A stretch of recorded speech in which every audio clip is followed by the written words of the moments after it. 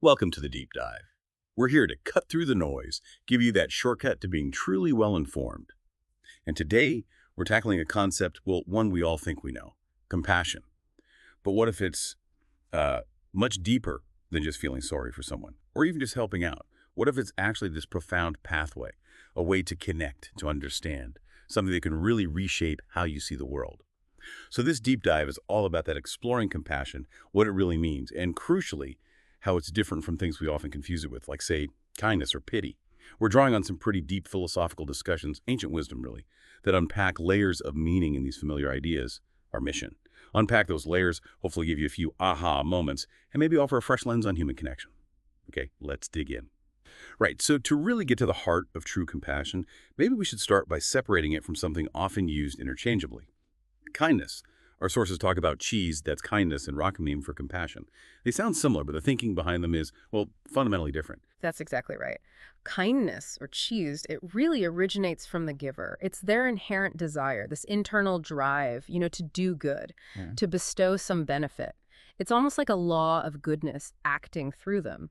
The source even suggests a truly kind person might almost create a need in someone else just so they can fulfill that inner urge to give. So the recipient's lack isn't really the main thing then? Not primarily, no. It's the giver's internal engine wanting to express goodness. Pure and simple. Okay, I think I get that. Like, picture someone who just absolutely loves giving gifts. They don't wait for a reason, right? Yeah. They see something, think, oh, that's perfect for so-and-so, and they just give it, even if the person never said they needed anything. The joy is in the act itself. Exactly. That's cheesed. Now, contrast that with compassion, Rachamim. Compassion is fundamentally rooted in seeing someone else's lack, their pain, their distress. It's the recipient's state, their suffering or need, that actually elicits the compassion in the giver. It's a response, you see. Ah, okay. So it's not initiating from inside the giver in the same way. Right. It's a reaction to an external reality, to someone else's situation. So it really boils down to the source of the motivation, doesn't it? Kindness flowing out, driven from within, while compassion is sort of drawn in, pulled out of you by seeing another's state. Both can lead to helping, sure, but the why is totally different. And I guess that difference becomes really important when we start talking about how deep compassion actually goes. It does, because to get deeper into compassion, it's not just, observing suffering from a distance. It's about feeling it. From their perspective, true compassion, the sources say, involves really trying to step into their shoes, sensing their reality, letting their experience resonate within you. But hang on, isn't that just, well, empathy? What's the nuance here that our source really focuses on? Especially compared to something like love. Because love, as it's discussed, can be above reason and knowledge. Yeah. Like, you love your kids, right? Yeah. But you don't necessarily feel their exact emotional state constantly. Right. The feeling might follow the love, but it doesn't cause it. And sometimes love is even about our own need to love. But compassion seems different. You have to sense their reality first. You've hit on the absolute core difference. With authentic compassion, sensing the other's reality is key. If you perceive someone as genuinely content, like truly okay in their own world, you won't feel compassion for them, even if, from your outside view, you think they should be suffering. Right, even if their circumstances look objectively bad to you. Exactly. The compassion arises from their perceived state, not your judgment of it. Which leads us straight into a common trap, doesn't it? Yeah. Sometimes what we call compassion is really just projection, us putting our feelings onto them. The source gives this great example. Feeling pity for someone who's, say, poor but genuinely happy. Or feeling bad for someone with a mental illness who's living quite contentedly in their own world. Our texts say that's not true compassion. Why? Because it's based on your imagined suffering, what you would feel in their place. Precisely.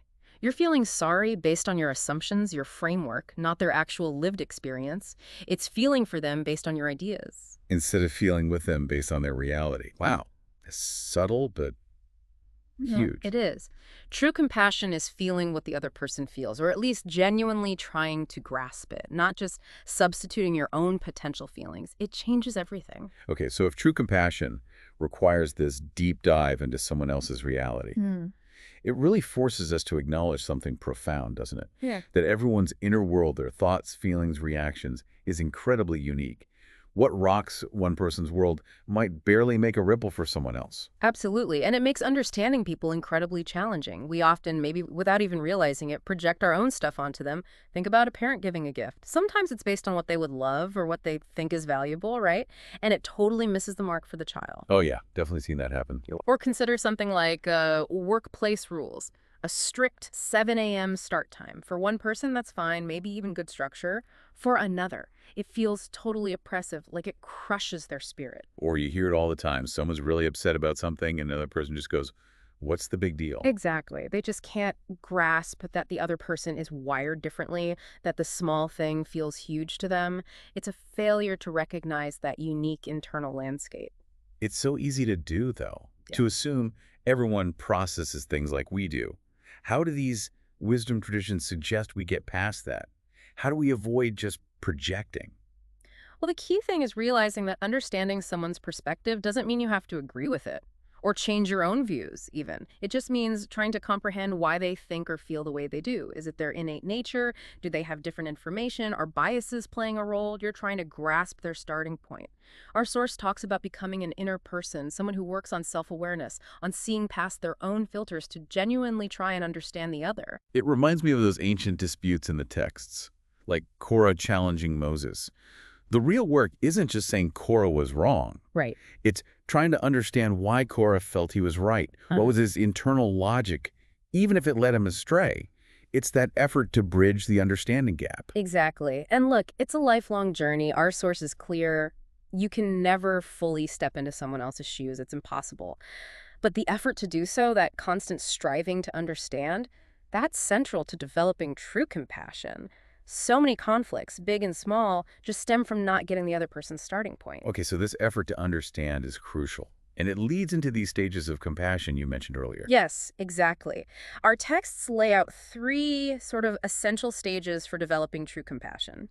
First, and this sounds basic, but it's huge, feel that the other exists. Really recognize their presence as a distinct, separate being. You say it sounds basic, But it's often missing. Think about it. People, even grown adults, can be so wrapped up in their own world, their own thoughts and feelings. It's like everyone else is just background noise. like those toddlers in kindergarten you mentioned, mainly playing alongside each other, not really with each other. That's a bit sobering to think about in adults. It is. So that's step 1. Truly acknowledge their separate existence. Then, second, enter their perspective. This is where you actively try to grasp their unique way of being, their thoughts, their feelings, their world, moving beyond just seeing them physically. Okay, so first see them, then try to understand their inner world. Oh, right. And then third, from that foundation, true compassion arises. Authentic compassion, the kind we're talking about, it's built on really perceiving their existence and trying to grasp their unique reality. And the purpose of all this effort, this deep understanding, our source says it leads to unity. That sounds pretty profound. It is. Compassion is described as the middle line, the thing that connects all these different beings like unique puzzle pieces finally fitting together. So it's not just a nice feeling. It's presented as the actual mechanism for connection, for building a cohesive whole out of diverse parts. That's the idea. The ultimate goal isn't just offering help, though that's often a natural result, of course. The main purpose, according to this view, is that deep connection, that spiritual unity. There's this phrase, I am with him in distress. The being with is primary. That act of connection itself brings comfort, a sense of vitality, of being seen and understood, even if the external problem doesn't magically disappear. Wow. So maybe the most powerful help we can offer sometimes is just truly listening, truly being present with someone in their struggle without trying to fix it. That could very well be the deepest form of help, yes, that profound recognition. But there's an important caveat here, a warning, almost. While this deep understanding is vital, there's a potential danger point, Okay. particularly when trying to understand people with truly distorted or, frankly, harmful perspectives. Right. This reminds me of that saying from the text, he who shows mercy to the cruel will ultimately be cruel to the merciful. Which sounds harsh, but you said it's not seen as a punishment. No, it's presented as a natural consequence. Like, putting your hand in fire getting burned isn't a punishment. It's just what happens when you interact with fire that way.